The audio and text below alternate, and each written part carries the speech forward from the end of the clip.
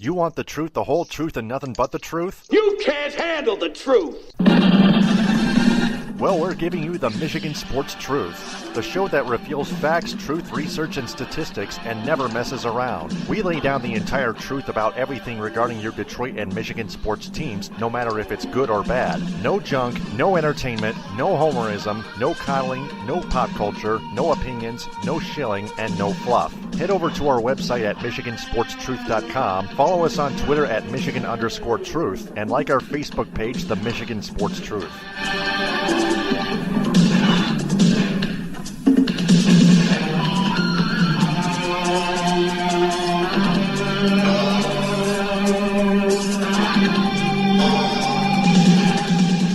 The hosts of the Michigan Sports Truth podcast do not take any suggestions or criticism from any member of its audience on how it should be run. It is up to the host to decide what they want to cover. They also do not intend to be any amount of popular in any way, shape, form, or fashion. Additionally, the views of the audience, right or wrong, do not reflect the actual truth revealed on this program.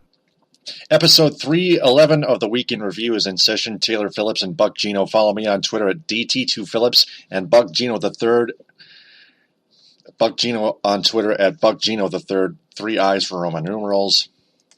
So, just got 3 teams to cover. The Red Wings, Tigers, and Spartans basketball team involving their legal stuff. More of that to come soon. But the biggest top story of the week goes to the Detroit Red Wings.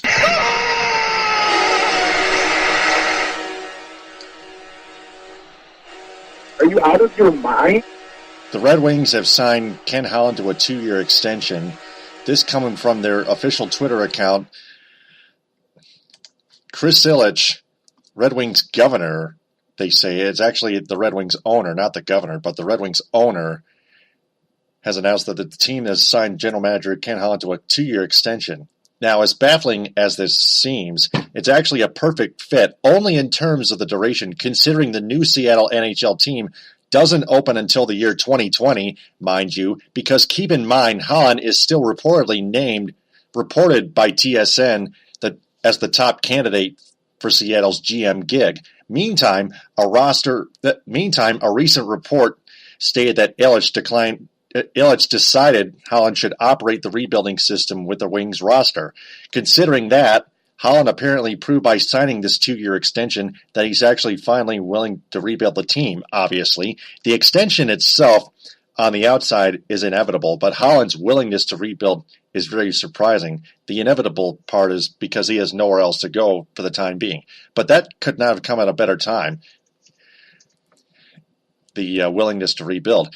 Now, I'm not guaranteeing that the rebuild will go that well. In fact, it might go bad, but that's because Ken Holland will only be at the beginner's level from here forward of the rebuild itself. We'll just have to find out how it fares when it comes time. Meantime, Chris Ilitch, on his part, he will inevitably keep losing franchise money by losing a lot of games for the Red Wings and Tigers, and his tax issues will grow even steeper, according to Jeff Moss of the Detroit Sports Rag, and then he will finally sell both the Wings and Tigers. Meanwhile, the Red Wings finish in 27th place in the NHL at 30, 39, and 13 with 73 points. And in fact, get the 5th overall pick in the NHL draft lottery. Would have been better if they got 3rd, but it's better than 7th last year. More importantly, they could have had a chance to. They had a chance earlier to get that top draft pick by continuously tanking, except they won a few meaningless games, or got at least some meaningless points. So that's why they settled for number 5. But the Holland deal, the Holland extension, 2 years is better than 3, but more importantly, it's fitting prior to the Seattle franchise's opening.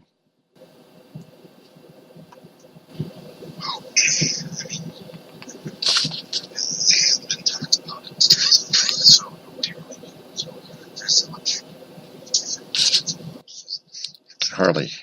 Before that happened, and I think that it was more of a shock that he signed him to a 2-year extension rather than just extending him for another year, simply because a 2-year extension locks him in.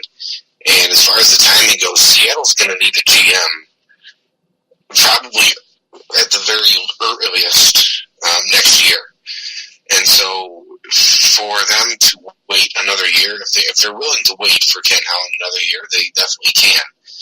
The other thing is, if he's going to Seattle and he definitely feels that he's going to make that jump, then really what he's doing is a disservice to the Red Wings, because all he's doing is sitting there for 2 years, and even though he's been told to rebuild, he has no idea of how to do it.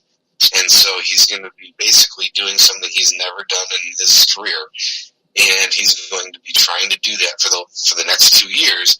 And then if it doesn't work, well, he can just leave and go to Seattle and start fresh with a whole new roster of expansion draft players and picks. So this deal, to me, that basically it's just laziness by Chris Ilitch, because he didn't want to go out and do a job search for another GM, and he didn't really care that the team stinks out loud and they can't sell out a new arena because they do so, and that Ken Holland has basically taken this roster and made it the opposite of what all NHL teams are doing as far as trying to improve themselves. You look at a team like the Colorado Avalanche, they were the worst team by points last year in the National Hockey League. They'll be playing the playoffs starting next week. So for all the people that say that, including Ken Holland, that you cannot rebuild, and it takes 10 to 15 years, it's a bunch of bullshit, because you have teams that are making it to the playoffs that were literally at rock bottom last year. Now, is it guaranteed? No, because you can ask Arizona and Buffalo if they have had successful rebuilds, and even Edmonton at this point, and they'll say no, because they have got maybe 2 playoff appearances between them in the last 5 years. So it's not something that's going to automatically happen. But the problem with the Red Wings is that what they're doing right now isn't working, and it was proven not to be working for some time. So for Ken Holland to say, well, I'll go ahead and rebuild for these next 2 years, because he really doesn't have any pressure, because if it fails, he just gets to go somewhere else. And if it works, well, he's not going to be around to see that, probably, because by the time he gets this roster all the way turned around, he'll be up with his contract. And chances are, if he's being pursued by Seattle, it's going to be something that he's going to consider. And then you have 2 years to just kicking the can down the road, when you could have made a decision, because as soon as you make as soon as you have to put a new GM in there, they're going to make changes. They're going to do what they want to do. They're not going to do what Ken Holland was going to do. They're going to do what they want to, because that's what they were hired to do. They weren't hired to carry Ken Holland's luggage. They're being hired to do their own thing. So I think this sets a bad precedent, because what it's really telling me is that 2 years from now, somebody that is loyal to the organization is geared and ready to be the GM. Holland again has resisted, I'll call them requests, to go upstairs and become a vice president, somebody that's involved with the day-to-day operations of the team, but not necessarily making roster decisions. He resisted that change again, and because of his stubbornness, we're going to get 2 more years of him bungling around and trying to figure out what to do when it's all right there in front of him. And so, at this point, I don't care, because if the owner doesn't care, I'm not going to care. And it seems pretty apparent that Chris Ilitch doesn't care. Right. And he doesn't have any desire to change anything that is currently going on with the team. He already had a GM there. Instead of doing a job search, a GM search across many different channels outside of the organization, he decided, you know what, I don't really want to do anything, so here, Ken, I'll give you 2 more years. If you don't do a very good job, well, you'll probably go to Seattle anyway, so the heck with it. Here you go.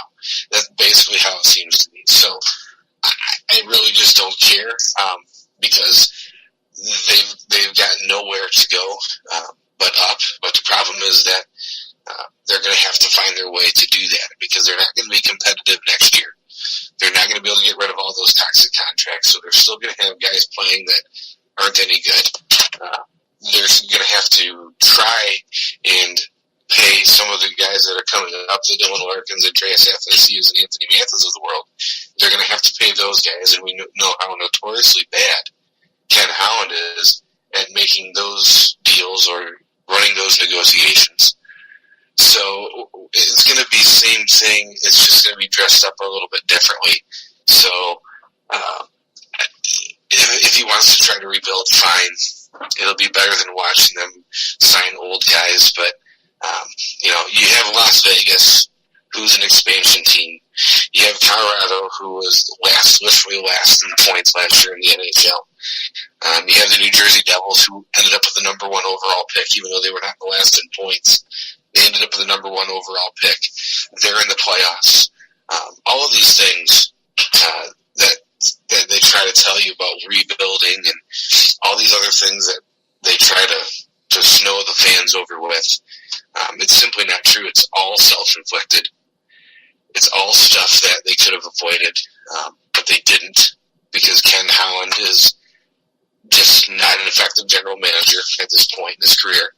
And so now they're trying to dress it up and say, oh, well, we told him he has to rebuild, otherwise he can't do a job. Well, of course he's going to take that job. He's going to keep doing it. He's going to do it badly, but he's going to do it because he's not the type of person to quit. So they're going to get what they paid for, which is a half-ass rebuilding effort, and then he'll probably leave after 2 years and go to Seattle and get a fresh roster with expansion picks and higher draft picks, because the NHL wants those teams to succeed in new markets. So they've made the rules pretty fair in favor of those franchises. So if it was me, I would go there in a heartbeat instead of having to deal with the stuff the mess that I just made with my former team. So that's where I see it.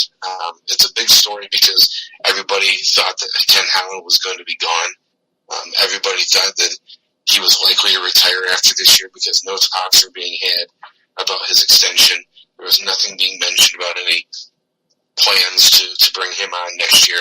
And then we get to April 6th, and Chris Ilitch says, we're just going to give him 2 more year contract. It felt like literally it was just a line item for Chris Ilitch to do. He had to make phone calls, he had a meeting, and he had signed Ken Holland's extension. I mean, it's basically what it sounds like. And so it's disheartening for Red Wings fans because they're just going to be fed a different version of the same BS that they've been handed for the last 5-6 years. And at the end of it, Ken Holland's going to basically have a golden parachute, and that's going to be the Seattle job. Because if he is still the front runner for that job, he'll be easily able to take that. He won't have to break any contracts or do anything. He can simply walk across the street, so to speak, and get another contract as soon as his contract with the Red Wings expires. So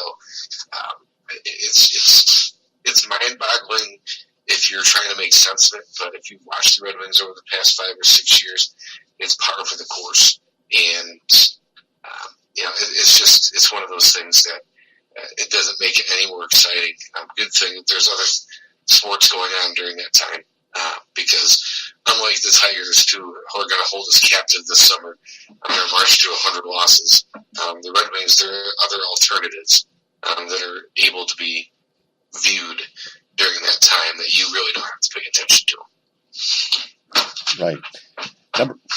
So I got 3 points here, in regards to your points here. Number 1, we've known all along, we pointed out several times that Chris Ilitch does not care. Number 2, you pointed out one time that you can't retire if you don't have a contract coming up prior to that 2-year extension. Number 3, you also pointed out that they're definitely not going to be competitive next year. They're probably going to not be competitive the season after that, considering it's a 2-year extension all equivalent to a rebuild. It's a 2-year rebuild, 2-season rebuild. Well, right. Not only is it a 2-year rebuild, but then Ken Holland may not even be around to see it. So, right. How much motivation does he have to really go gung ho and say, "Well, I'm gonna go hardcore because in 2 years I may not be here"? It doesn't seem like it's much of an ultimatum. I thought that maybe this year, simply because there had been no extension discussed, and there wasn't any talk of Ken Holland really coming back, that might have been the ultimatum for him. Either show some improvement. I mean, again, this team wasn't going to be competitive from Jump Street, but at least show that you're able to do something with this team and get you into a better position to win. And they haven't done that. They got worse. So that didn't happen at all. And their draft picks that they've had the last 3 years, none of them, as far as the first round goes, none of them are on the team. And they don't have any aspersions of being on the team in the next season. You have Evgeny Svechnikov, who struggled mightily at Grand Rapids this year, got pulled up because of injury, and then was sent back down after the regular season ended. Actually, right before the regular season ended. He was their first-round pick in 2015. Dennis Cholowski, the 2016 first-round pick, is still in the Western Hockey League, and may or may not for their playoff run again, based on what his Western Hockey League team does. And then you have last year's pick, Michael Rasmussen, who's in the Western Hockey League as well, and isn't really making a lot of noise. So you have 3 first-round picks in the last 3 years. The last first-round pick they've made that's been an impact has been Dylan Larkin, and he was picked in 14. So if you're going to be rebuilding, you're going to have to hope for a very high draft pick. And if you're hoping for a very high draft pick, stop winning games at the end of the season when it doesn't matter. Jeff Blashill is going to be back because Ken Holland's going to be back. Ken Holland's going to be back because Chris Ilitch doesn't care. So if you're going to rebuild, why fire the coach? It doesn't make any sense, right? I mean, right. Why would you get a new coach just so you can get rid of him in 2 more years? They'll keep Blashill for all intents and purposes. It looks like that's going to happen. So they're going to have the same cast of characters, and they're trying to get you to believe that it's going to be completely different. And it's not going to be, because you can't rebuild with what they have now. It's literally that they've tried to keep it competitive and keep the fans interested instead of going with a full rebuild. And now they're going to try to tell you that they are going to go with a full rebuild, that they've changed course. Well, that would work, except for the fact that you've virtually done nothing to help yourself. And so they're literally going to have to go scorched earth. And if you think that's going to happen in 2 years, and they're going to be back to competitiveness by 2020 to 21, I've got some oceanfront property in Utah to sell you, because it's just not going to happen. There are teams that have made it to the playoffs, like I said, with Colorado. Colorado made the playoffs this year. They were dead last year. The difference is they set themselves up for success. They have good young players in the system. They have draft picks that they've hit on. They've made smart trades. The Matt Duchene trade for them really worked out well. And you have to be able to make those trades to succeed. Ken Holland is not a good person on the trade front nor on the draft front. So for them to rebuild, they can say that they're going to rebuild all they want, but when you can't even maintain the current level of competitiveness that you are shooting for now, what makes you think that the rebuild is going to work? So we've been calling for a rebuild for a long time. A lot of Red Wings fans have. The problem is that you have a guy that doesn't know how to do it, and now they're telling you that we're going to give him 2 years and he's got to do it by then. It's lazy management, it's lazy ownership, and it's just not attractive. It's not something that you look at and say, well, this is the time that they're really turning it around. It's just, I just don't see it happening. Unless they can get rid of all the bad contracts that they have, which is going to be impossible. It's not going to happen. So it's going to be a long, dark time, and you see it down across the street with the other ill-owned franchise, the Detroit Tigers. We'll get into them a little bit later, but you look at that team, you can't even name half the guys on that team, and that's what happens during the rebuild. Is you can't name those guys, you don't know who they are, and with the Red Wings, you got a new building last year, and now you're expecting people to pay premium prices to watch some of that.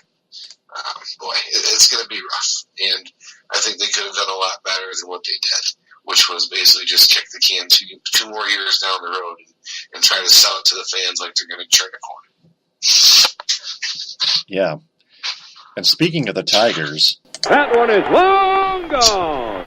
they split their shortened 2-game series with the Kansas City Royals, third game being postponed. Again, with the Kansas City Royals, they win 6-1 and they lose 1-0. Then their postponed doubleheader. Then their postponed game for April 20th on a doubleheader, 1-10 and 7-10. Then they go to Chicago and sweep the Chicago White Sox at Guaranteed Rate Field, 9-7 in 10 innings, 6-1 and 1-0. Oh, man. And they improved to 4-4 in a rebuilding year, speaking of which is unbelievable.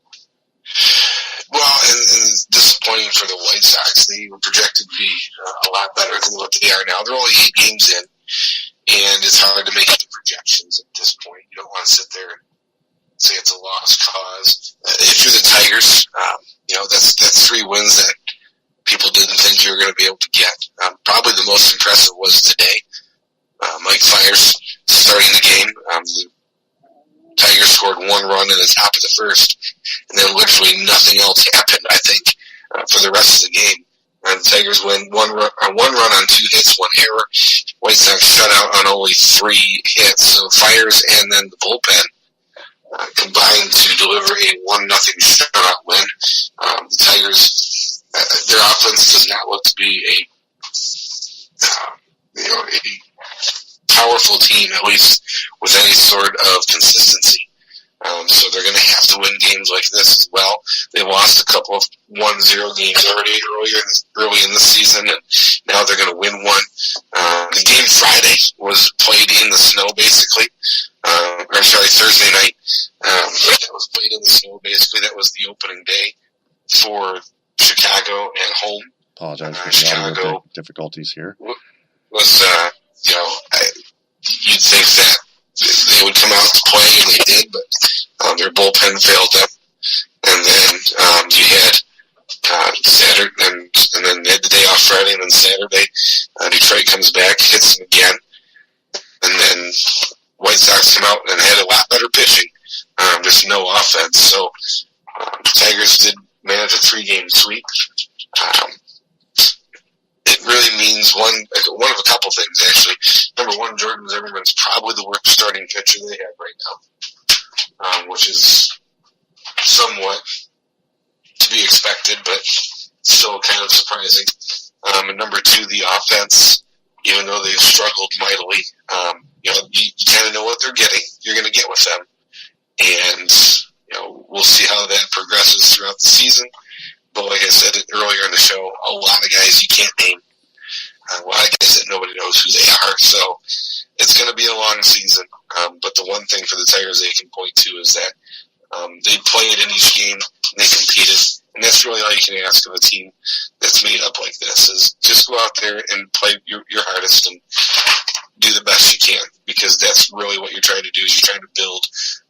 When you're talking about rebuilds, this is something that you need to do, which is play the game smart, play the game hard, and you might lose a whole bunch of games, but at least give it an effort, because a lot of times the Tigers didn't look like they were doing that last year, and it was pretty infuriating, especially when you had a payroll above $200 million. So this team isn't going to be very good, but they're going to try their hardest, and it's not something that's going to interest a lot of people, but it's not designed to. And we'll see how they progress here throughout the season. Right now, they're second in the AL Central, oddly enough, with a 4-4 record.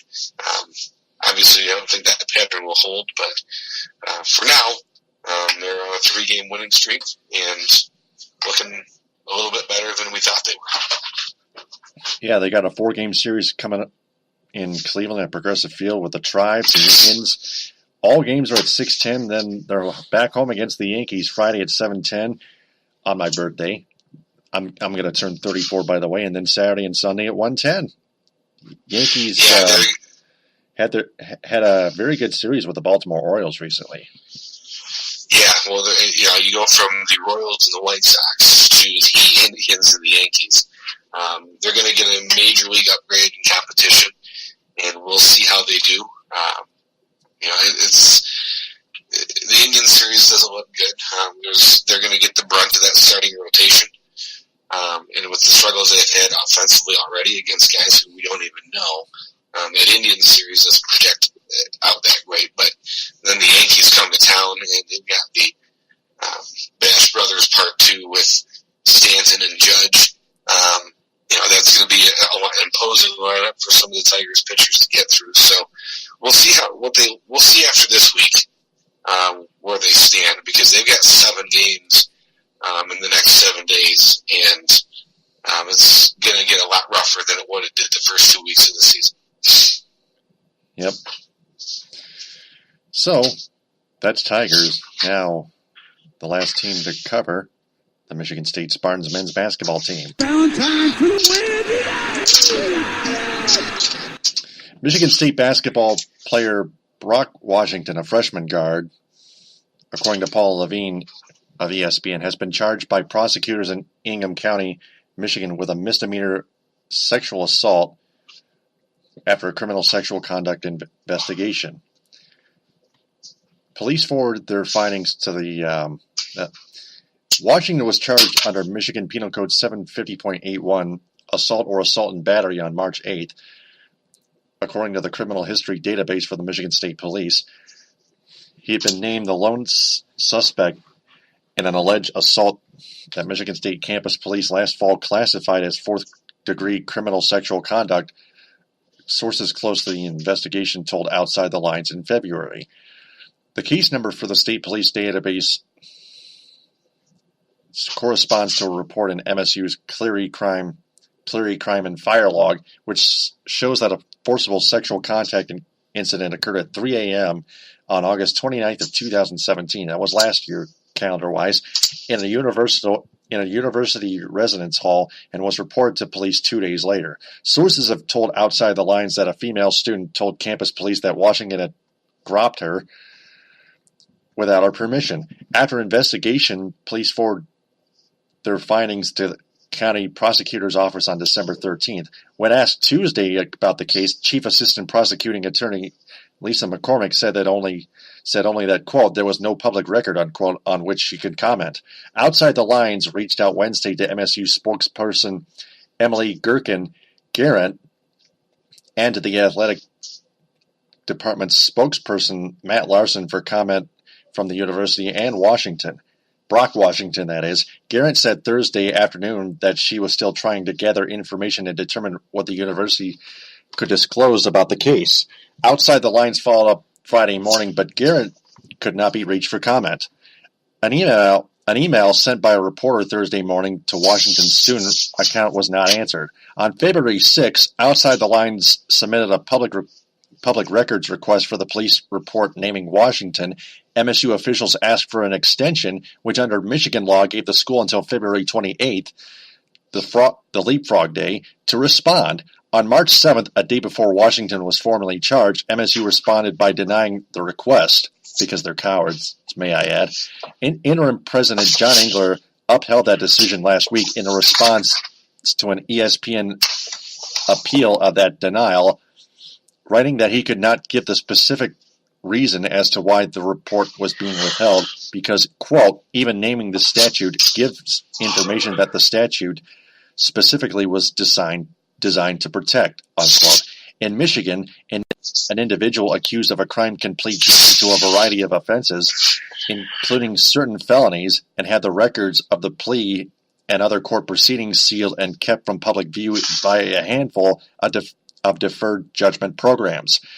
One of the deferral options commonly given to college students is known as the Holmes Youthful Training Act, under which eligible offenders ages 17 to 23 can avoid having criminal convictions on their records as long as they plead guilty to a crime covered under the Act and successfully adhere to court-ordered supervision or probation terms for a set period of time, after which their cases are dismissed. Penal Code 750.81 .81 is covered under the Homes Youthful Training Act, or the HYTA for short. The state police database listed no information about whether Washington's case has been adjudicated within the court system. Well, I think it's telling. If you go down farther in the article and you read about all of these things that could happen, and all the other things that have gone on at Michigan State and even at Michigan, with using this Homes Youthful Training Act and how it's affecting certain cases involving athletes, the one thing that sticks out is that John Engler, the interim president, criticized the reporting on Washington and said that they should give him an apology because he hasn't had any evidence of wrongdoing. Now he got charged. So for all these things that keep coming up and all these incidents that keep rearing their ugly heads and being found by people that are investigating what's going on in East Lansing, it's one of those things where it's too convenient that those things are being found, yet Michigan State officials and their President Engler and others are still systematically denying any of these charges or anything that has gone on until faced with the facts that they indeed are going on, and the police or the prosecutor's office has to take action. And so it's just another really long, deep dive into the same things that keep coming up with Michigan State, is the fact that they keep trying to hide or obscure these incidents, not necessarily by doing it illegally. I mean, obviously with Washington's case, it was well known.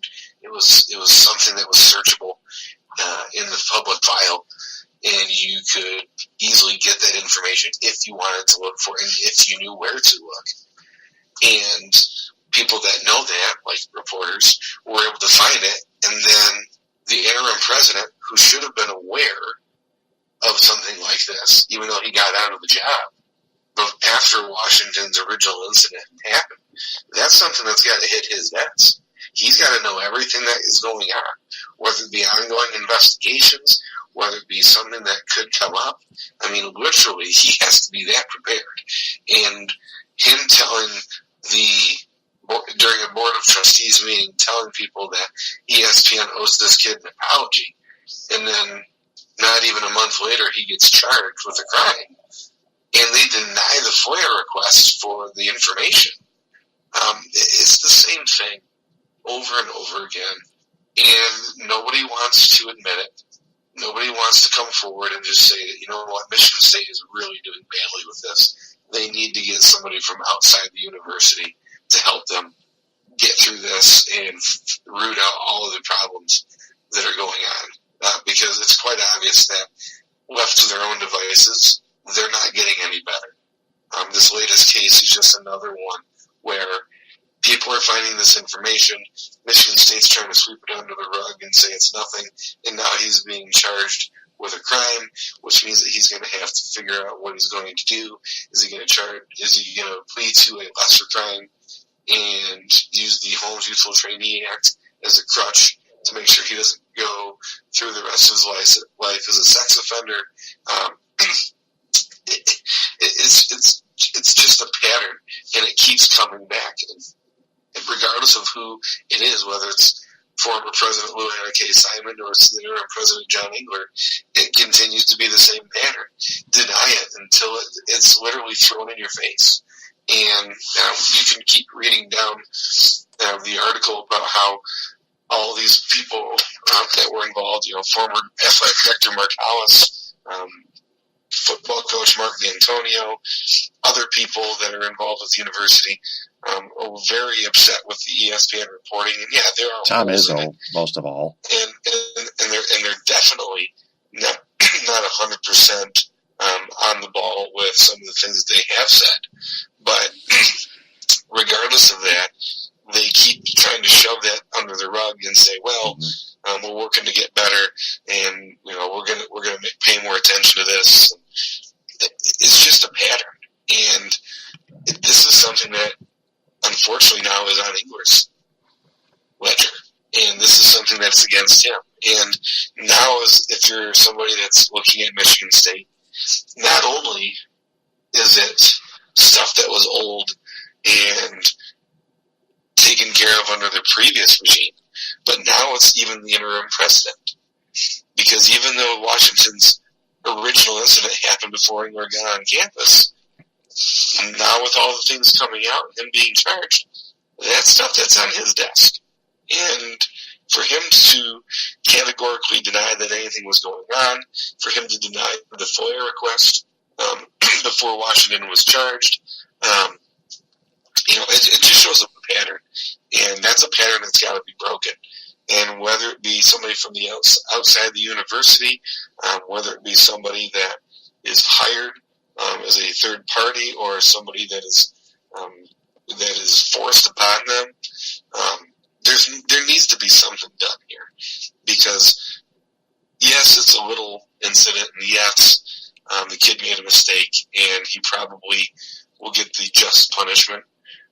But at the same time, you're talking about a guy that was redshirted and didn't play at all because he was a redshirt. So now you're talking about bringing a guy back on the team that wasn't even playing in games and couldn't keep himself out of trouble.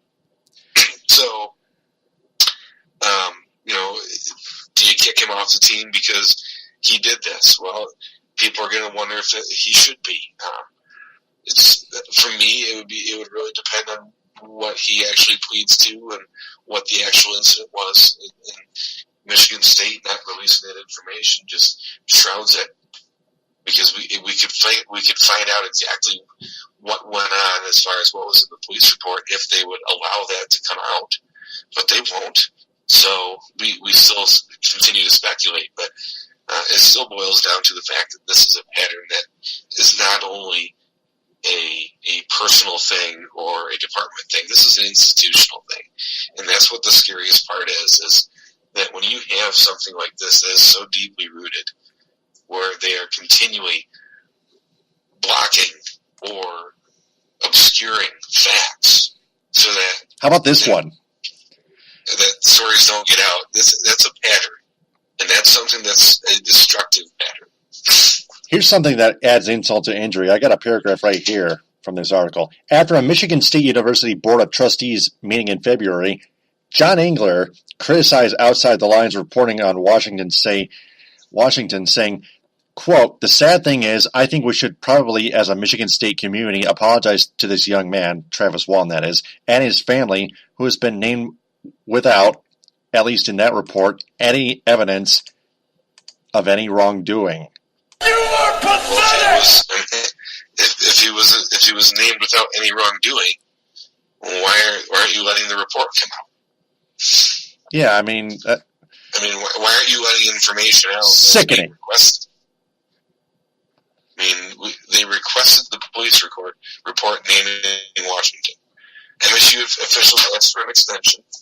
Why? Because they wanted to figure out if they could just make it go away. They couldn't. And now they said, no, we don't want to give it up. And now he's being charged. Yep. So it's like I said, it's a pattern.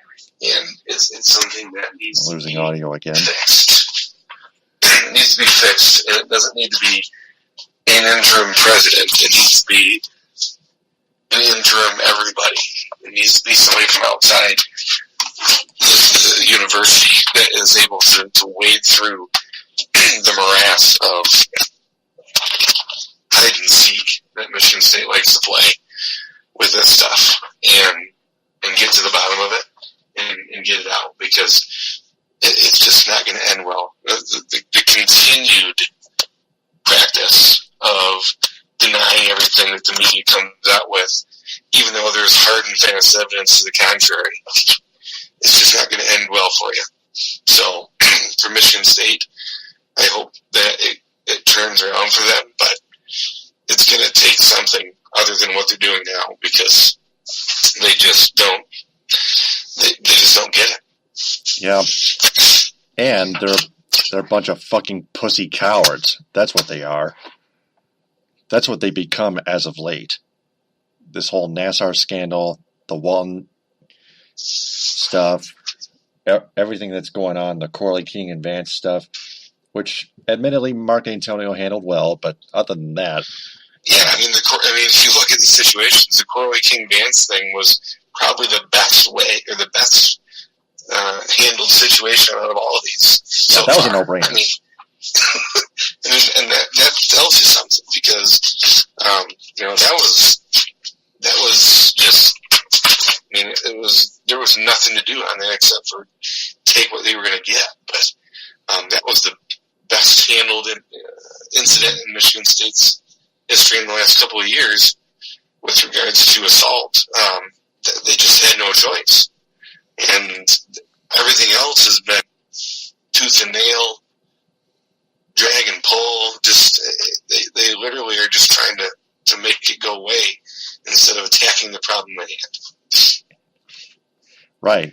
And I guess that's why the Michigan State football program and the university itself extended Mark D'Antonio as head coach to a 1-year extension because he handled it properly. I guess that's all I can trace for the moment, unless I'm proven wrong. But that being said, it's now time for only one segment this week. Pencils down, everyone. It's time to find out what's your grade. Only one event to grade, and that is the Red Wings and Chris Ilitch signing Ken Holland to a 2-year extension. Is F minus a grade? Because that's what I'd like to give it. I'm going to give it an F. I just don't care to see him back. I don't care that you tell me he's going to be different. I don't care that you think something different is going to happen. The old saying about insanity, the definition of it. This is basically right down that line. And Chris Ilitch bringing Ken Holland back smells very much of laziness and indifference. And yeah, it's still baffling regardless. At least it's only for a rebuilding process. So what? But that just leads them to no other choice but to stay, only because they're rebuilding. But at the same time, it just baffles fans everywhere, unanimously.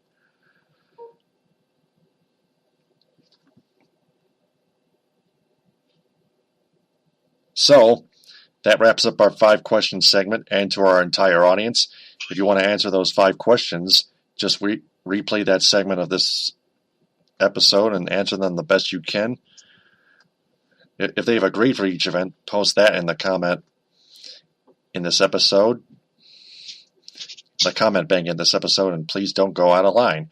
That's episode 311 of the Week in Review. Before we sign off, we want to remind everyone to share this episode and our entire podcast on social media and have their friends share that as well, because we want to tell them that the Michigan Sports Truth podcast is searching for a local audience that is fans of sports. So please spread the word about the Michigan Sports Truth podcast, its Facebook page, and its Twitter handle at Michigan_Truth. Buck Geno, thanks as always. Excellent job.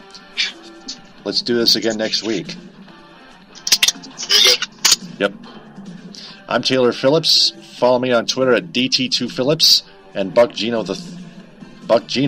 at Buck Geno III. 3 I's for Roman numerals. We'll talk to you next week on episode 312. Thanks very much for listening, downloading, and sharing. TTFN, ta-ta for now. The hosts of the Michigan Sports Truth podcast do not take any suggestions or criticism from any member of its audience on how it should be run. It is up to the host to decide what they want to cover. They also do not intend to be any amount of popular in any way, shape, form, or fashion. Additionally, the views of the audience, right or wrong, do not reflect the actual truth revealed on this program.